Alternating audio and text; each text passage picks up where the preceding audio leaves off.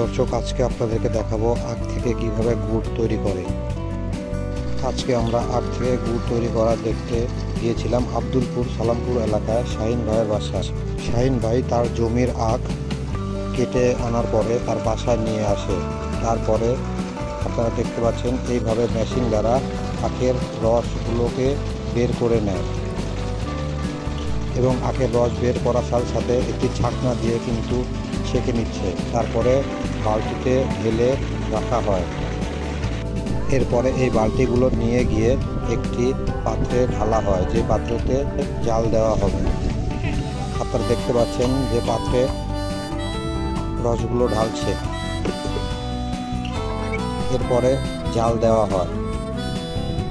এই আখের রস জাল দেওয়ার জন্য আখ থেকে রস বের করার পরে যে অবশিষ্ট ছোবা থাকে সেটা দিয়ে কিন্তু আখের রসটিকে জাল দেওয়া হচ্ছে এবং যত বেশি জাল দেওয়া হবে তত বেশি ঘন হবে।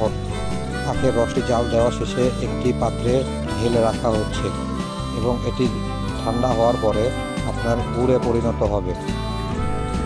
এই যে দেখুন ঠান্ডা হওয়ার পরের অবস্থা। এরপরে এই হাঁড়িগুলোর মধ্যে কিন্তু গুড়গুলোকে ঢেলে নাটোরের বিভিন্ন স্থানে কিন্তু বিক্রি করা হয়। আমরা শাহিন ভাইয়ের সাথে কথা বলেছি, তিনি বলেছেন এই গুড়গুলো কিন্তু তারা প্রতি কেজি 120 টাকা করে বিক্রি করে। দর্শক, চলুন এখন আমরা শাহিন ভাইয়ের সাথে কথা বলি। মোহাম্মদ শাহিন আলী, আমি নিজেই কুশিরের আবাদ করি। ভেজাল মুক্ত গুড় এখানে বিক্রয় করি। সবকিছু ভেজাল মুক্ত গুড় এখানে চলে পাওয়া যায়। কেজি আমরা 120 টাকা কেজি বেশি, এগুলা তো 30 কেজি